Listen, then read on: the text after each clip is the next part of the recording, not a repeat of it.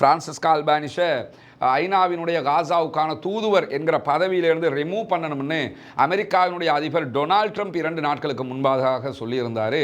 அது எதுக்காக சொல்கிறாருன்னா, இந்த மாதிரி அறிக்கைகள் உண்மை செய்தியை பிரான்சிஸ்கா அல்பானிஷ் வெளியே போட்டுடுறாங்க. எனவே தான் அந்த மாதிரியான ஒரு அறிவிப்பையும் அவர் விடுத்திருந்தார். அப்படி இருக்கிற போது தான் இன்றைக்கு ஐநாவினுடைய காசாவுக்கான அதிகாரியாக செயல்படக்கூடிய பிரான்சிஸ்கா அல்பானிஷ் இன்றைக்கு ஒரு முக்கியமான அறிவிப்பை விடுத்திருக்கிறாங்க. ஒரு நீண்ட அறிவிப்பாக அது இருக்குது. நவீன காலத்தில் மிகவும் கொடூரமான இனப்படுகொலையை செய்கிறது இஸ்ரேல் என்பதுதான் இன்றைக்கு பிரான்சிஸ்கா அல்பானிஷினுடைய அறிவிப்பாக இருக்கிறது. கிட்டத்தட்ட 118 அப்பாவிகள் கொல்லப்பட்டிருக்கிறார்கள், ஷஹீதாகி இருக்கிறார்கள். இதிலே 38 பேர் உதவி மையங்களுக்கு உணவுகளை எடுக்க வந்தவர்கள் என்பதுதான் உச்சகட்ட கவலைக்குரிய நிகழ்வாக இருக்கிறது. என்னன்னா, உளவுத்துறை தகவல் சொல்லுமா, அவருடைய இஸ்ரேலுடைய மொசாது சொல்லுமா, அந்த இடத்துல ஒரு சுரங்கப்பாதை இருக்குது, அதுக்குள்ளே போங்க, அதுக்குள்ளே யாருமே இல்லை, இந்த மாதிரி சொல்லுமா. அப்போ நான் சுரங்கப்பாதையினுடைய வாசலுக்கு போகிற போதெல்லாம் என்ன நினைப்பேன்னா, நமக்கு கிடைச்சிருக்கக்கூடிய இந்த ரிப்போர்ட், இந்த இன்டெலிஜென்ஸ் ரிப்போர்ட் பிழையாக இருந்தால் என்ன நடக்கும்?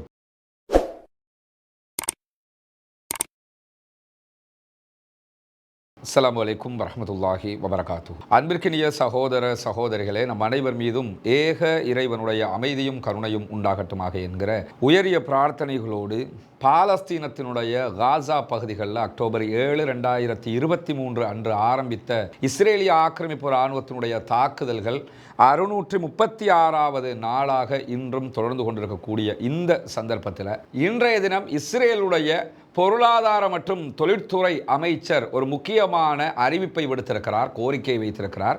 அது என்னன்னா, பாலஸ்தீன அதிகார சபை கலைக்கப்பட வேண்டும் என்பதுதான் அவருடைய கோரிக்கையாக இருக்கிறது. பாலஸ்தீனத்துக்குள்ள 2 கவர்மெண்ட் இருக்குதுங்கிறது நமக்கு தெரியும். காசாவில் பாலஸ்தீன சுதந்திர போராளிகள் ஒரு ஆட்சி நடத்திக்கிட்டு இருக்கிறாங்க.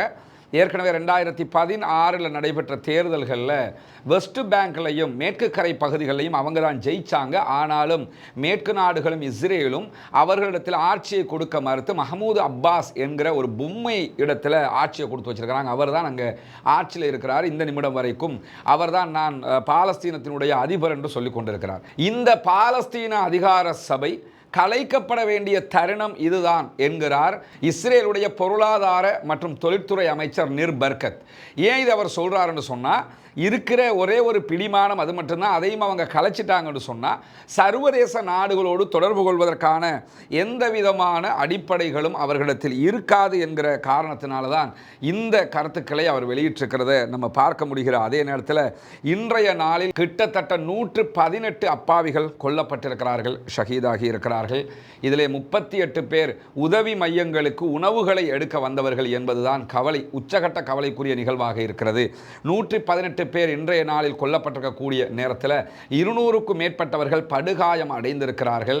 காசாவிலே எந்த மருத்துவமனைகளும் இயங்க முடியாத நிலையில் இருக்கிறது.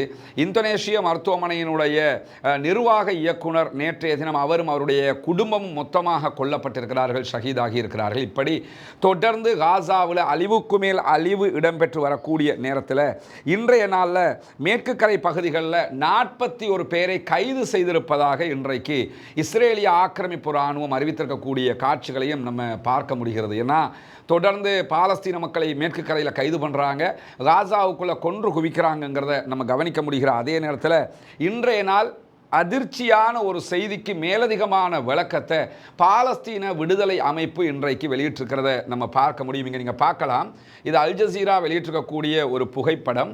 இந்த புகைப்படத்தில் காட்டப்படக்கூடிய ஒரு கையில் மாவை வச்சுக்கிட்டு இருக்கிறாங்க. மாவுக்குள்ளே 3 டேப்லெட்டுகள் இருக்கிறத நீங்கள் பார்க்க முடியும். இந்த டேப்லெட் என்னன்னு சொன்னால், இந்த நிறைய சில சகோதரர்கள் சொன்னாங்களா இல்லையா, காசாவுக்குள்ளே உணவு வருதுன்னு. உணவு வரல.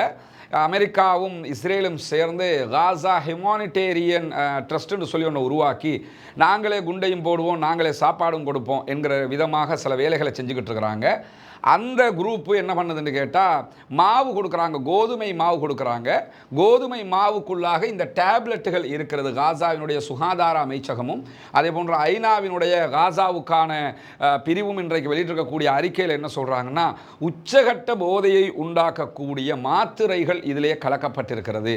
எனவே காசாவினுடைய அப்பாவிகளை கொன்று குவிக்கணும், இல்லைன்னா அவங்கள சிந்தனையற்ற போதைக்கு வயப்பட்டவர்களாக மாற்ற வேண்டும் என்பதுதான் அவர்களுடைய நோக்கம். ஆனால் இன்னைக்கு பாலஸ்தீன விடுதலை இராணுவம் வெளியிட்டிருக்கக்கூடிய அறிக்கையில் என்ன சொல்கிறாங்கன்னா, இந்த போதைப் பொருட்களை கொண்டு வந்து விநியோகிக்கக்கூடிய போதை மாத்திரைகளை கலந்து இந்த மாவுகளை விநியோகிக்கக்கூடியவர்கள் இன்றைக்கு நாங்கள் உளவுத்துறை சார்ந்து கைது செய்திருக்கிறோம் என்று சொல்லுகிறார்கள். காசாவுக்குள்ள நமக்கு தெரியும் உச்சகட்ட ஓர் நடந்துகிட்டு இருக்குது. எதுவுமே பண்ண முடியாத ஒரு நிலை இருந்தாலும் பாலஸ்தீன விடுதலை இராணுவம் தேவை ஏற்படுகிற போது அவர்களுடைய கோர்ட் நீதிமன்றத்தை அவர்கள் செயல்படுத்துகிறார்கள். அதே மாதிரி இன்றைக்கு அவர்களுடைய உளவுத்துறை தகவல் அடிப்படையில் பல பேரை கைது பண்ணியிருக்கிறோம் என்று சொல்கிறாங்க. இந்த மாதிரியான போதை மாத்திரைகளை கொடுக்கக்கூடியவர்களை, இந்த போதை மாத்திரைகளை கொடுத்து இளைஞர்களை இதில் சிக்க வைக்கிறதுக்காகவும் அவர்களை மனதளவில் வீழ்த்துறதுக்காகவும் அவர்களை இஸ்ரேலோடு இணைத்துக் கொள்வதற்காகவும், போதைக்கு வயப்பட்டுட்டா போதையை பெற்றுக்கொள்றதுக்காக யாருக்கும் எதையும் செய்வாங்க, நமக்கெல்லாம் தெரியும். அது அந்த கொஞ்சம் ஹெராயின் எடுத்துக்கிறதுக்காக எதையுமே பண்ணுவாங்கிறத நம்ம நடைமுறையில் பார்க்கலையா? நம்ம எத்தனையோ போதைப் பொருட்களில் விளைவுகளை நம்ம அப்படித்தானே பார்க்குறோம். அந்த மாதிரி அவங்க என்ன சொல்கிறாங்கன்னா, இஸ்ரேல் தன்னுடைய உளவு பணிகளுக்காக பாலஸ்தீன விடுதலை இராணுவத்தை பற்றி தெரிந்து கொள்வதற்காக இது மாதிரி ஆட்களை போதை வயப்படுத்துகிற வேலைகளை செய்து கொண்டிருக்கிறது என்கிற குற்றச்சாட்டை இன்றைக்கு மிக தெளிவாக பாலஸ்தீன விடுதலை இராணுவம் விடுத்திருக்கிறது. அழிவு காசாவில் உச்சகட்டமாக இருக்கிறது. அதிலையும் இந்த அளவுக்கு இப்படியான விவகாரங்களையும் அழிவுகளை ஏற்படுத்துகிறார்கள் என்பது நினைத்தும் பார்க்க முடியாது, ஏற்றுக்கொள்ள முடியாத ஒரு செயல்பாடாக இருக்கிறது. அல்லாஹு தாலா தான் அவர்களை பாதுகாக்க வேண்டும் என்கிற பிரார்த்தனைகளோடு இன்றைக்கு காசாவுக்குள்ள பாலஸ்தீன விடுதலை இராணுவத்தினுடைய துணை இராணுவ குழு இஸ்ரேலிய ஆக்கிரமிப்பு இராணுவத்தினுடைய 2 மெர்காவா டேங்குகளை அளித்திருப்பதான செய்திகளை வெளியிட்டிருக்கிறார்கள். இன்றைக்கு அவர்கள் வெளியிட்டிருக்கக்கூடிய செய்திகளில் இந்த செய்தியும் பதிவாகி இருப்பதை நம்ம பார்க்க முடியும். இன்றைய நாளில் வெளியாகி இருக்கக்கூடிய செய்திகளில் தெற்கு காசா பகுதிகளில் கான் யூனுஸினுடைய சென்ட்ரல் கான் யூனுஸ் பகுதிகளில் தான் இஸ்ரேலிய ஆக்கிரமிப்பு இராணுவத்தினுடைய இந்த மெர்காவா டேங்குகள் அளிக்கப்பட்டிருக்கிறது என்கிற செய்திகளை அவங்க இன்னைக்கு வெளியிட்டிருக்கக்கூடிய அதே நேரத்தில் பாலஸ்தீன விடுதலை இராணுவம் ஸ்னைப்பர் அட்டாக் மூலமாக மேலதிகமாக 3 இஸ்ரேலிய ஆக்கிரமிப்பு இராணுவத்தைச் சேர்ந்தவர்களை கொன்றிருக்கிறோம் என்கிற தகவல்களையும் வெளியிட்டிருக்கிறார்கள். இது இன்றைக்கு நடந்த அட்டாக்குகளாக பார்க்கப்படுகிற அதே நேரத்தில் ஐநாவினுடைய காசாவுக்கான அதிகாரியாக செயல்படக்கூடிய பிரான்சிஸ்கா அல்பானிஷ் இன்றைக்கு ஒரு முக்கியமான அறிவிப்பை விடுத்திருக்கிறாங்க. ஒரு நீண்ட அறிவிப்பாக அது இருக்குது. நவீன காலத்தில் மிகவும் கொடூரமான இனப்படுகொலையை செய்கிறது இஸ்ரேல் என்பதுதான் இன்றைக்கு பிரான்சிஸ்கா அல்பானிஷினுடைய அறிவிப்பாக இருக்கிறது. ஏதாவது உலகமே சொல்லுதே, இவங்க சொன்னால் மட்டும் என்ன நடக்க போகுதுன்ற ஒரு கேள்வி நமக்கு எழலாம். அது சாதாரணமானது தான். ஆனாலும் ஐநாவினுடைய காசாவுக்கான அதிகாரி இப்படி பேசுவது என்பது சர்வதேச மட்டத்தில் ஒரு எடுபொருளாக மக்களுக்கு மத்தியில் ஐநாவே இதை சொல்கிறதே என்கிற ஒரு பார்வையை உண்டாக்கும். அதனால தான் தைரியமாக பிரான்சிஸ்கா அல்பானிஷை ஐநாவினுடைய காசாவுக்கான தூதுவர் என்கிற பதவியிலிருந்து ரிமூவ் பண்ணணும்னு அமெரிக்காவினுடைய அதிபர் டொனால்ட் ட்ரம்ப் 2 நாட்களுக்கு முன்பாக சொல்லியிருந்தார். அது எதுக்காக சொல்கிறாருன்னா, இந்த மாதிரி அறிக்கைகள் உண்மை செய்தியை பிரான்சிஸ்கா அல்பானிஷ் வெளியே போட்டுடுறாங்க. எனவே தான் அந்த மாதிரியான ஒரு அறிவிப்பையும் அவர் விடுத்திருந்தார். அப்படி இருக்கிற போது தான் இன்றைக்கு பிரான்சிஸ்கா அல்பானிஷ் வெளியிட்டிருக்கக்கூடிய அறிக்கையில் என்ன சொல்கிறாங்கன்னா, காசா மனிதாபிமான ட்ரஸ்ட் என்கிற பேரில், காசா ஹியூமானிட்டேரியன் ட்ரஸ்ட் என்கிற பேரில் இஸ்ரேலும் அமெரிக்காவும் உணவு கொடுக்கிறோம் என்று செய்யக்கூடிய இந்த காரியம் மரணப்பொறி, மக்களை கொன்று குவிக்கிற இடம் அது. எனவே அதை உடனடியாக நிறுத்த வேண்டும் என்கிற செய்தி அவங்க சொல்லியிருக்கிறது மட்டுமல்லாமல் பல நாடுகளும் இஸ்ரேலுடைய இந்த ஆதிக்க வெறி திட்டத்தில் இணைந்திருக்கிறார்கள்.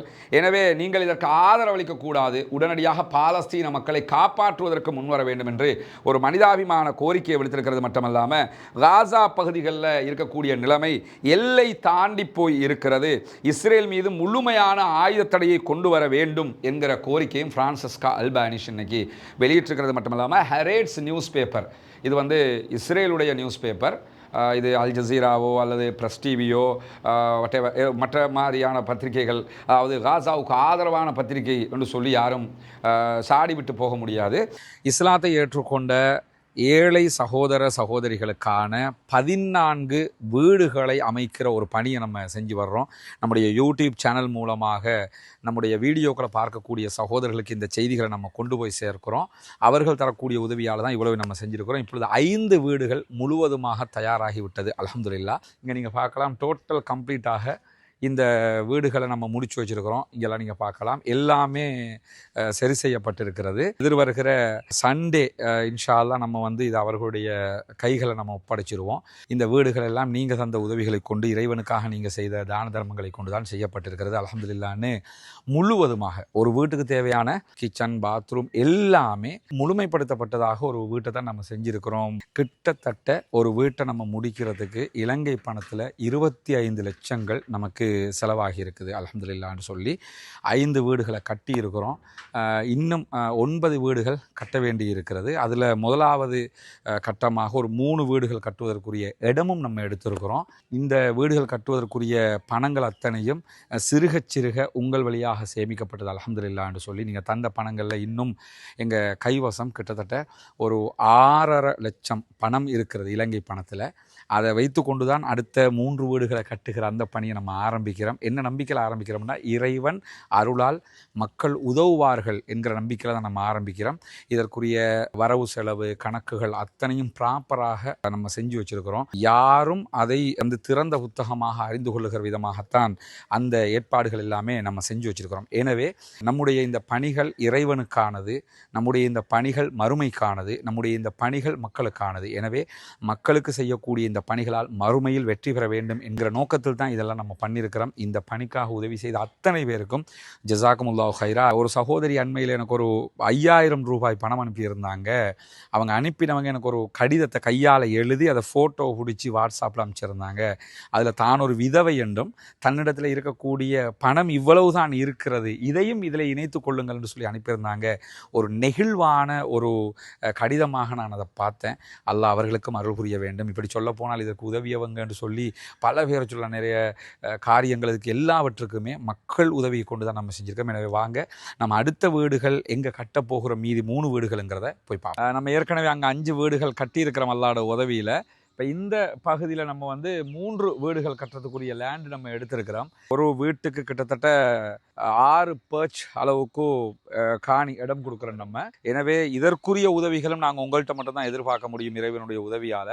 உங்களுடைய ஜக்காத்துக்கள், தான தர்மங்கள், சதக்காக்களை இதற்காக நீங்கள் தந்து உதவுகிற பட்சத்தில் ஏழை மக்களுக்காக செய்யப்படுகிற இந்த புனிதமான பணியில் நீங்களும் பங்கெடுக்க முடியும். முன்னால் தெரிகிற நம்முடைய வங்கி கணக்கிலக்கத்திற்கு நீங்கள் நேரடியாக வைப்பு செய்ய முடியும். வெளிநாடுகளிலிருந்து சில பேருக்கு அதுக்கு நேரடியாக பணம் போட முடியலை என்று சொன்னால் அதில் முன்னால் தெரிகிற என்னுடைய தொலைபேசி மற்றும் வாட்ஸ்அப் இலக்கத்திற்கு நீங்கள் தொடர்பு கொள்கிற போது அதுக்கு எப்படி நீங்கள் பங்களிப்பு செய்ய முடியும் என்கிற விவரங்களை நம்ம உங்களுக்கு சொல்கிறதுக்கு தயாராக இருக்கிறோம். நம்ம ஏழைகளுக்கு உதவுகிற விவகாரத்தில் வறுமைக்கு அஞ்ச வேண்டிய அவசியம் கிடையாது, அஞ்சக்கூடாது. நம்ம கொடுத்துட்டோம்னா நமக்கு குறைஞ்சிரும், நமக்கு இல்லாமல் போயிருங்கிறதெல்லாம் கிடையாது. அல்லாஹு தஆலா அதன் மூலமாகத்தான் நிறைய உதவிகளை நமக்கு அள்ளி அள்ளி தருவதற்கு காத்து கொண்டிருக்கிறான். நமக்கு நம்ம வீடு கட்டினா எப்படி கட்டுவோமோ அப்படி தான் கட்டிக்கிட்டு இருக்கேன். நீங்கள் தருகிற பணம் பொது பணம், எனவே திருப்திகரமாக கட்டி கொடுத்துருவோம். ஏன்னா நாளைக்கு அவங்க எனக்கு அது இல்லாமல் போயிடுச்சு, இது குறையாயிடுச்சு என்று சொல்லி அதுக்கு இன்னொருவரை நாடுகிறதை விட எடுத்து அவங்களுக்கு முழுமையாக அது கிடைச்சிட போகுது. எனவே அந்த விதத்தில் தான் இதை பண்ணிக்கிட்டு இருக்கிறோம். இதற்காக வாரி வழங்குங்கள். வல்ல ரஹ்மான் நம் அனைவரையும் நல்ல செயல்பாடுகளோடு ஒன்றிணைப்பானாக. இஸ்ரேலுடைய பத்திரிகை ஹரேட்ஸுக்கு இன்றைக்கு இஸ்ரேலுடைய ரிசர்வ் படை தளபதி ஒரு பேட்டியை கொடுத்துருக்கிறாரு. ரிசர்வ் படைங்கிறது இஸ்ரேலில் எல்லா நாடுகளையும் 2 விதமான படைகள் இருக்கும். இஸ்ரேல் அதை உச்சமாக செயல்படுத்துவாங்க. என்னென்னா எல்லோருமே இராணுவ பயிற்சி எடுக்க வேண்டும். எடுத்துகிட்டு விரும்பினவங்க இராணுவத்தில் இராணுவ வீரர்களாக செயல்பட முடியும். விரும்பாதவங்க அவங்க இன்ஜினியராகவோ வேறு ஏதோ அவங்க ஒரு தொழிலை செஞ்சுக்கிட்டு போவாங்க. யுத்தம் என்று வந்தால் அவர்கள் களத்திற்கு வர வேண்டும். அதனால் நாட்டில் இருக்கக்கூடிய எல்லோருமே ஆண்கள் பெண்கள் 18 வயதுக்கு மேற்பட்டவங்க அத்தனை பேருமே இராணுவ பயிற்சி எடுத்திருப்பார்கள். அப்போ இந்த இராணுவ பயிற்சி எடுத்துகிட்டு இராணுவத்தில் சேராமல் யுத்தம்னா வரக்கூடியவங்களுக்கு தான் ரிசர்வ் படைன்னு சொல்லுவாங்க. அந்த ரிசர்வ் படையினுடைய தளபதி தான் இன்னைக்கு ஹரேட்ஸுக்கு கொடுத்துருக்கக்கூடிய பேட்டியில் என்ன சொல்கிறாருன்னா, காசா பகுதிகளில் நடந்து வரக்கூடிய இராணுவ நடவடிக்கைகளுடைய செயல்திறன் என்பது ரொம்ப விரக்தியையும் சந்தேகத்தையும் ஏற்படுத்துகிறது. இஸ்ரேலுடைய இராணுவம் ரொம்ப விரக்தி அடைந்திருக்கிறாங்கிறது உலகத்துக்கே தெரியும். அதை அப்படியே அவர் வெளிப்படுத்தி இருக்கிறார். இஸ்ரேலுடைய இராணுவ ரிசர்வ் படையினுடைய தளபதி கூடுதலாக சொல்லுகிற சாட்சியத்தை ஹரேட்ஸ் வெளியிடுகிறது. அதில் அவங்க என்ன சொல்கிறாங்கன்னா, காசாவில் இராணுவம் என்ன செய்கிறது என்பதில் நான் நம்பிக்கை இழந்து விட்டேன் அப்படிங்கிறாரு. எங்களுக்கு எந்த நம்பிக்கையும் இல்லை, காசாவில் வெற்றி பெறுவோம் என்று நம்ம நம்ப முடியாது. ஏன்னா நம்ம ஏதோ ஒரு வகையில் திரும்ப திரும்ப ஒரே காரியத்தை செஞ்சுக்கிட்டு இருக்கிற மாதிரி எனக்கு தோணுது அப்படின்னு சொல்லக்கூடிய அந்த தளபதி என்ன சொல்கிறாருன்னு கேட்டால், புதியதான ஒரு தாக்குதலை நடத்துவோம் என்று சொல்லி போனால் கூட அதுவும் பழைய மெத்தேடாகவே இருக்கிறது. ஆனால் பாலஸ்தீன விடுதலை இராணுவம் புதிதான தாக்குதல்களை நடத்துகிறார்கள் என்று சொல்லிவிட்டு காசாவுக்குள்ளே இஸ்ரேலுடைய படைகள் எந்த விதமான உறுதியான வெற்றிகளையும் அடைந்ததாக நம்ம கூற முடியாது. நாங்கள் காசாவில் மீண்டும் ஆபத்தில் சிக்கிக் கொண்டிருக்கிறோமே தவிர எந்த விதமான லாபத்தையும் நாங்கள் அடையவில்லை, எங்கள் ஆக்கள் நிறைய செத்து போய்கிட்டு இருக்கிறாங்க அப்படின்னு சொல்லி இன்றைக்கு ஓப்பனாக மைண்ட் வாய்ஸ் எல்லாம் வெளியே பேசுகிறதா சொல்லுவோம்ல, அந்த மாதிரி அந்தால் என்ன பண்ணுறான்னு கேட்டால் மைண்ட் வாய்ஸ் எல்லாம் வெளியே பேசுகிற மாதிரி உண்மை ஏதோ அதை அப்படியே வெளியில் சொல்லியிருக்கிறாரு. நம்ம காசாவுக்குள்ளே அழிஞ்சு போய்கிட்டு இருக்கிறோமே தவிர நாங்கள் ஜெயிக்கலை. நான் ஒரு சுரங்கப்பாதை வாசலுக்கு போகிற போதெல்லாம் எனக்கு நெஞ்சு திக்குங்குது அப்படிங்கிறாரு. என்னென்னா உளவுத்துறை தகவல் சொல்லுமா, அவருடைய இஸ்ரேலுடைய மொசாது சொல்லுமா, அந்த இடத்துல ஒரு சுரங்கப்பாதை இருக்குது, அதுக்குள்ளே போங்க, அதுக்குள்ளே யாருமே இல்லை, இந்த மாதிரி சொல்லுமா. அப்போ நான் சுரங்கப்பாதையினுடைய வாசலுக்கு போகிற போதெல்லாம் என்ன நினைப்பேன்னா, நமக்கு கிடைச்சிருக்கக்கூடிய இந்த ரிப்போர்ட், இந்த இன்டெலிஜென்ஸ் ரிப்போர்ட் பிழையாக இருந்தால் என்ன நடக்கும், உள்ளுக்குள்ளே என்ன ஆகும்னு சொன்னால் நம்மளை கொன்றுவாங்களே. அதே நேரத்தில் உள்ளுக்குள்ளே பாலஸ்தீன விடுதலை போராளிகள் இருந்தால் நிலைமை எப்படி இருக்கும், அதே மாதிரி உள்ள பணைய கைதிகள் இருந்தாங்கன்னா நம்ம அவங்கள கொள்றதாக நினச்சி இவங்களை கொன்றுவோமே. இந்த மாதிரியான எண்ணங்கள் எல்லாம் எனக்கு தொடர்ந்து ஏற்பட்டு கொண்டே இருக்கிறது. எனவே நாங்கள் அங்கே எதையுமே காணலை, எந்த ஒரு வெற்றியை நாங்கள் காசாவுக்குள்ளே அடையலை என்று சொல்லி ரிசர்வ் படை இன்றைக்கு பகிரங்கமாக ஒப்புக்கொண்டிருக்கக்கூடிய செய்திகளை ஹெரேட்ஸ் பத்திரிகை வெளியிட்டிருப்பது மட்டுமல்லாமல், சின்ன பிள்ளைக்கு கூட தெரியுது காசாவில் நடக்கிற யுத்தம் நெதன்யாகுவினுடைய அரசியல் லாபத்துக்கானது தான் என்று சொல்லி இன்றைக்கு பகிரங்கமாகவே அவர் இந்த செய்திகளை சொல்லியிருக்கிறது மட்டுமல்லாமல், இறுதியாக ஃபத்தாவோடு இணைந்த ஆயுத குழுக்கள் பாலஸ்தீன விடுதலை போராளிகளுக்கு எதிரான தாக்குதல்களில் ஈடுபடுகிறார்கள் என்று இன்றைக்கு மேலதிகமாக அல் ஜசீரா ஒரு செய்தியை வெளியிட்டிருக்கிறாங்க. என்னென்னா, காசையும் இந்த போதை மாத்திரைகளையும் கொடுத்து காசாவுக்குள்ள சில ஷைத்தான்களை இஸ்ரேல் சேர்த்து கொண்டிருக்கிறது. அதில் இந்த மஹ்மூத் அப்பாஸ் வெஸ்ட் பேங்கில் இருக்கிறானா இல்லையா, இவருடைய இந்த குழு, அவருடைய ஆயுத குழுவும் காசாவுக்குள்ள களமிறக்கப்பட்டிருக்குது இஸ்ரேலுக்கு ஆதரவாக, பாலஸ்தீன விடுதலை இராணுவத்திற்கு எதிராக. ஏற்கனவே யாசர் அபு ஷபாப் என்கிற ஒருவன் இப்படியான தாக்குதல்களை நடத்தி கொண்டிருக்கக்கூடிய நேரத்தில் தான் இவர்களும் இப்பொழுது களத்திற்கு வந்திருக்கிறார்கள். குறிப்பாக ரஃபா பகுதிகளில் யாசர் அபு ஷபாப் செயல்பட்டு வருகிற போது இதற்கு மேலதிகமாக ஃபத்தாகிட்ட இருந்து சம்பளம் பெறக்கூடிய யாசர் ஹுனைத் என்கிற ஒருவனும் ராமி ஹெல்தஸ் என்கிற ஒருவனுடைய தலைமையில் 2 குழுக்கள் பாலஸ்தீன விடுதலை இராணுவத்திற்கு எதிரான தாக்குதல்களில் ஈடுபட்டு வருவதாக, இஸ்ரேலுக்கு ஆதரவாக செயல்பட்டு வருவதான செய்திகள் வெளியாகி இருக்கிறது. பாலஸ்தீன விடுதலை இராணுவம் இவர்களுக்கு எதிரான நடவடிக்கைகளை உச்சமாக நாங்கள் எடுப்போம் என்றிருக்கிறாங்க. யாசர் அபு ஷபாப் 10 நாட்களுக்குள்ளாக சரணடையணும், இல்லைன்னா நாங்கள் அவருக்கு எதிராக நடவடிக்கை எடுப்போம்னு அறிவிச்சிருக்கிறாங்க. இப்போ சுதந்திர போராட்டம் உச்சமாக இருக்கிற இந்த தருணத்தில் இந்த மாதிரி துரோகிகள் உருவாக்கப்பட்டு துரோகிகளுடைய இந்த மாதிரியான செயல்பாடுகளில் காசாவினுடைய சுதந்திரம் மீண்டும் பறிபோய் விடுமோ என்கிற கவலை அனைத்து மக்களுக்கும் இருக்கிறது என்பதையும் நம்ம புரிஞ்சுக்கிறோம். அதே நேரம் இன்றைக்கி நிறைய தகவல்கள் வெளியாகி இருந்தாலும் அதையெல்லாம் எனக்கு உங்ககிட்ட கொண்டு வந்து தர முடிகிற ஒரு நிலைமையில் நான் இல்லை.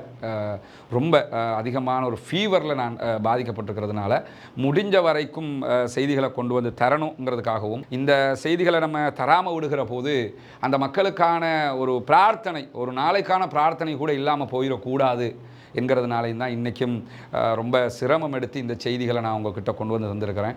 பாலஸ்தீன அப்பாவிகளுக்காக பிரார்த்தனை செய்வோம், பாலஸ்தீன மக்களுக்காக துஆ செய்வோம், பாலஸ்தீன மக்களுக்காக ஜனநாயக ரீதியாக குரல் எழுப்புவோம்.